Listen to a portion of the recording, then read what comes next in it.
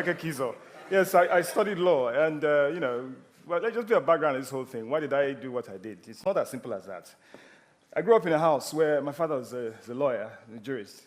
The books we're reading, and I'm talking about early 70s now for me, before you start to talk that thing about young. Then we had NBC TV, which opened at 5 o'clock. So during our holidays, we had to do something otherwise than go outside and play football. I wasn't particularly good. My father had books on everything, particularly military history. My father was a military history addict. The World War II in particular, he was an expert. The books of the World War series edited by Barry Pitt was what I was reading at the age of 7. So the man didn't give me a choice. That's what I was socialized on. Anyway, as my journey went on, studied law. My greatest hero was Alao Akabasharon, because I saw him when he came to my university in the 80s. I loved this man. I wanted to be him. Law is an instrument of social engineering. But unfortunately, the quest for making sure you eat food changed that. I got to the UK, set up a firm. The firm collapsed. I take responsibility for the choices in who I did business with, so I had to move on. I thought, look, you know what? Let me take a different path. Eventually, I started working with Age UK as a legal specialist, doing what I'd wanted to do right from the start, which was be an instrument of change using law. Cancer came, sadly, and I had time to think about life. I want to take the opportunity now to say thank you to 2 great friends, in fact, several great friends. Paddy called me constantly, came to my house with Ngozi, brought food. Chikwe called me, and we weren't particularly close. I want to say thank you to them with this opportunity to thank. These are great people, wonderful people.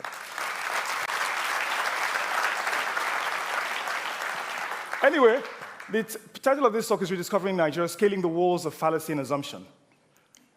Let us read this carefully. My fellow Africans, please listen to me as Africans and read what this man said. That's Frederick Diltree Lugard. In character and temperament, the typical African of this race type is a happy, thriftless, excitable person, lacking in self-control, discipline, and foresight. He lacks the power of organization and is conspicuously deficient in the management and control alike of men or business. He loves the display of power, but fails to realize its responsibility. Frederick Lugard.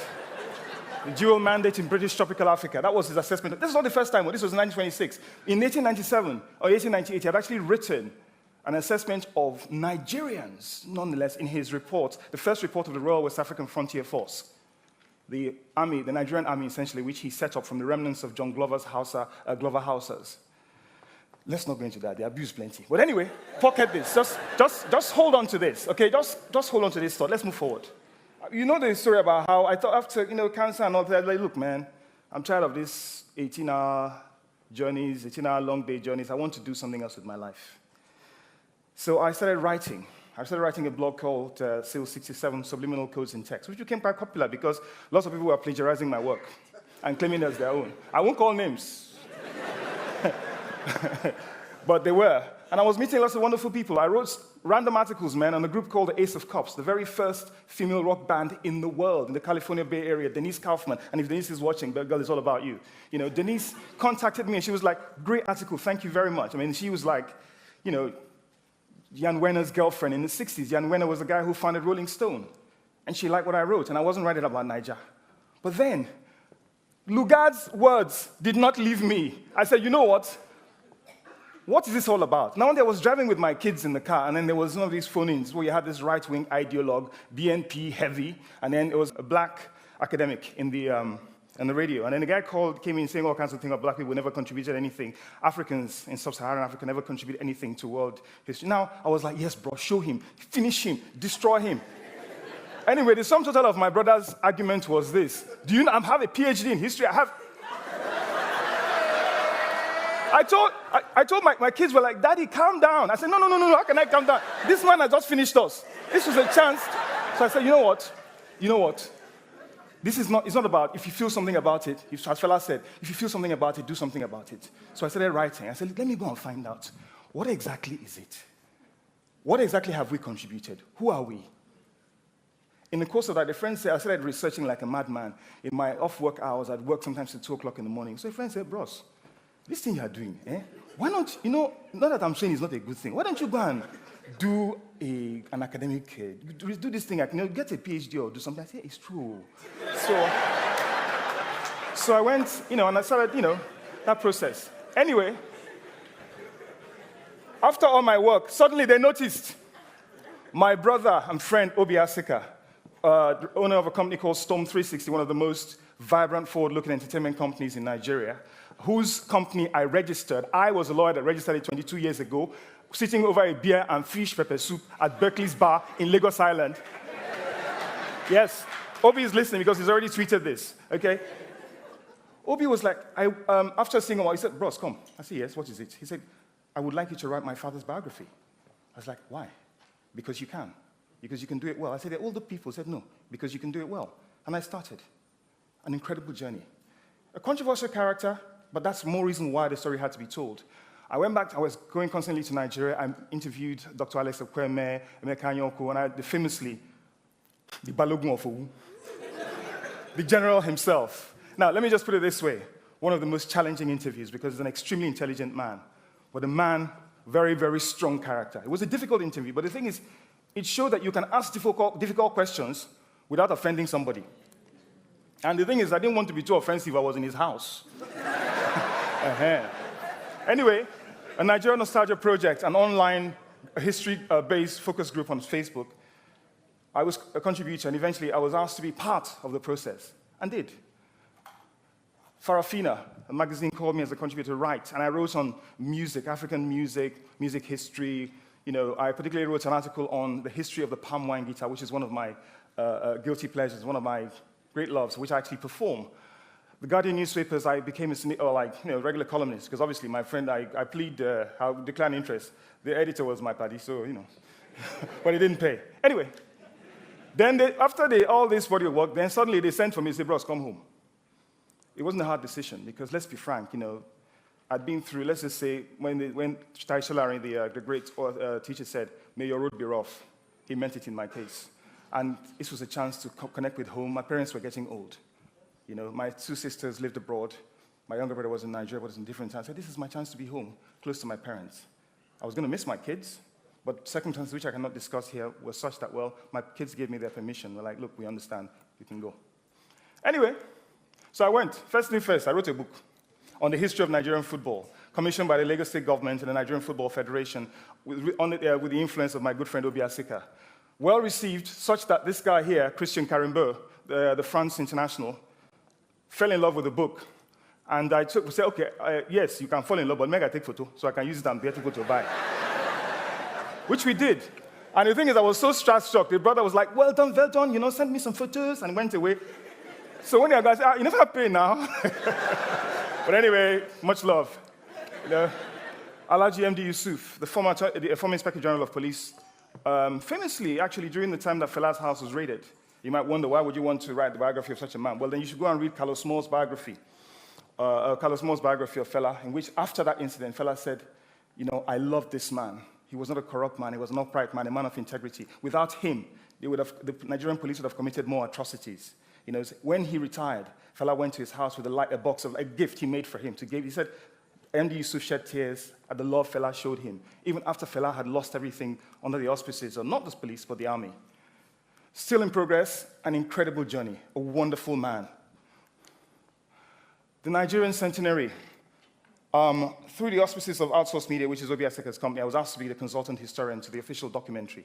If you go to YouTube, there's a documentary called We Are Nigerians, The Journey to Amalgamation, produced by Nkiru Asika, the MD of Outsourced Media, but which I provided 90% of the images, because I'm also an archivist apart from a historian. The J.J. Okocha Foundation documentary on the history of Nigerian sports. J.J. heard of my work through football, the book, and also through my friends at Google, and asked me to curate this, to do the interviews, to do the research. It's in progress, and hopefully it should be out by next year.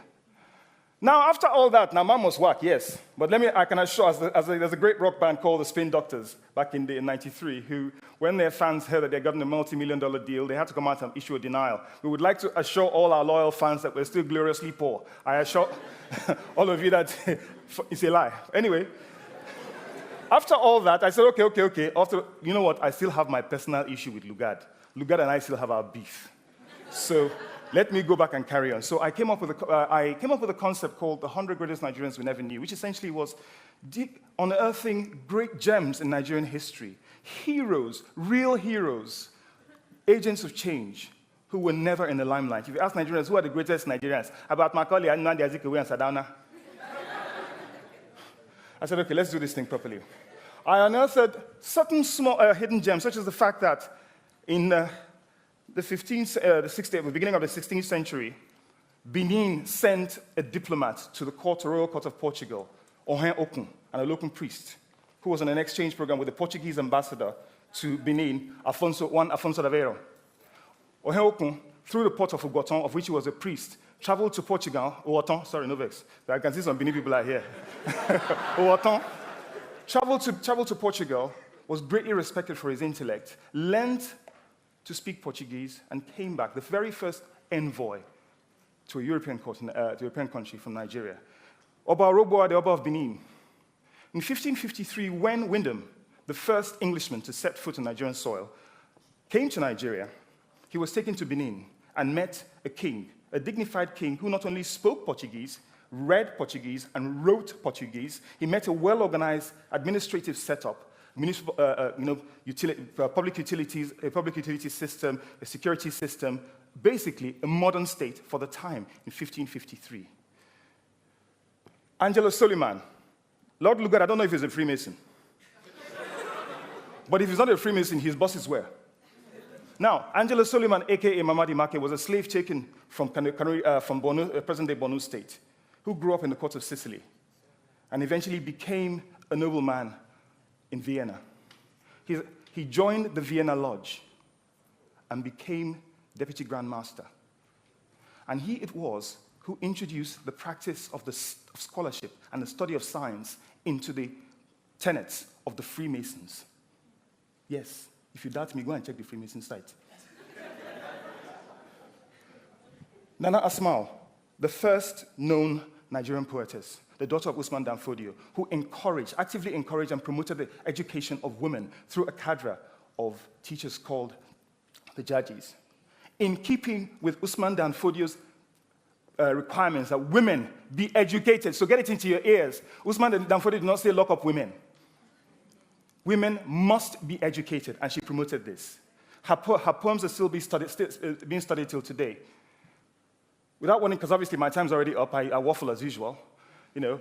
Samuel Herbert Peirce, one of the most forward-looking businessmen in African history, in Nigerian history.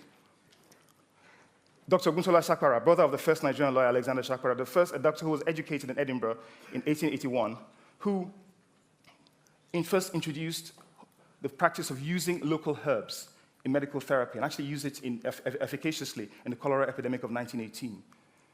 Ore Green, the first African pharmacist. We're talking about a lady who acquired several qualifications here in 1917 in the First World War. Obviously, I have to be brief now because I do have to stop. August Agbola Brown. They said we're a bunch of cowards, livered, selfish cowards. August Agbola Brown was a young Lagosian who traveled to Poland during the war, the First War, about 1939. When the Germans invaded Poland, he didn't run like everybody else did. He stayed, became a fighter, an underground resistance fighter, who fought throughout. He defended Warsaw, and even up to 3 to 4 years later, he was cited. After the war, after his claims were verified, he became a hero of the underground resistance. Alexander Animalo, who was nominated for a Nobel Prize in superconductivity in physics. Yes, he was. Most people don't actually know him. Augustine Njoku-Obi, who invented a cholera vaccine from the labs of Biafra, who came out and was, this vaccine was accorded WHO accreditation and actually used in a cholera epidemic in 1972.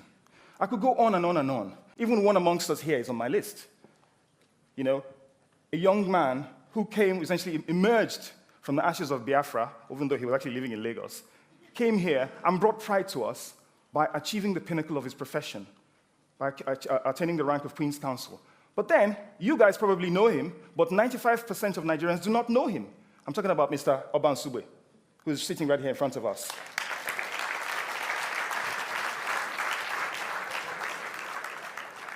Now, it didn't finish there. I said, I'm not going to leave this man. I must show him. I traveled around Nigeria, essentially investigating historical sites, recording geodata, and conducting interviews. Let me just keep it brief. Now, this is the Gobarao Minaret. The Gobarao Minaret is actually a mosque built in 1385 under the reign of Sultan Katsina Muhammad Korau. 1385. The first Europeans reached there in 1470. The Gobarao Minaret was actually a campus of the University of Sankore, because as you know, mosques in Islam, in traditional Islam, are actually centers of learning. We had a university in Nigeria in the 14th century. And one of our finest mathematicians, Muhammad ibn Muhammad al-Kisnawi, traveled to Egypt, to the University of Al-Azhar, and invented a form of magic squares, complex mathematical theorems, for which he was greatly celebrated in the Arab world. First up, when he died, he was given a 2-page obituary in Al-Jabarti's, more or less like the Encyclopedia Britannica of the Arab world, from this university, almost 80 years before the first Europeans arrived here. This man over here is actually the warrant chief of a town called Oloko, where the Aba Women's Riot started. Because it really didn't start in Aba, it started in Oloko, which is near Umudike. I got there after a 5.5-mile journey on an Okada, because, I was doing this journey. I told you I didn't have money, you know what I mean? But then I covered close to 5,000 miles around my country, as far as Katsina, as far as Maradi, I discovered things that I had never imagined I would ever see. The Holy Arosa Cathedral, with origins going back to the 17th century, one of the very first churches, but actually a traditional religious center. I discovered my country. Things I had seen, I had probably walked past. Lagos, I'm a Lagos boy. Things I had walked past but never appreciated. I never appreciated the beauty and dignity and splendor of the land that I called my own. I have found my Nigeria. And it gave me a chance to now look at my friend Lugard and say, my friend, look, can I just say, this is not a Brit bashing exercise, because I'm actually a very proud Brit, as well as being a Nigerian. Because at the end of the day, the Sumbo Erodo Walls in Ekpe, one of the largest feats of civil engineering in ancient times, was rediscovered by Dr. Patrick Darling of Bournemouth University. The Iboku finds, which showed that there was actually a sophisticated kingdom which had trade with the Middle East as far back as 1000 AD, was made possible by the work of Dr. Thurston Shaw, a British archaeologist. So it's not a one-way narrative, the British are bad, they hate us. Lugard is my problem. So, thank you very much. Just to end my presentation, I wanted just a few myths that I found on my way. Now, they say that Flora Shaw, I'm sorry I'm being bitchy here, Flora Shaw, Lugard's chick, she formulated the word Nigeria in 1897. Now, dig this, guys. Look at that. 1862. Can you see that? 1862, life in the Niger. Circulated by any Nigerian. You cannot have Nigerian without Nigeria, people. So it wasn't Flora Shaw. Take that, Lugard.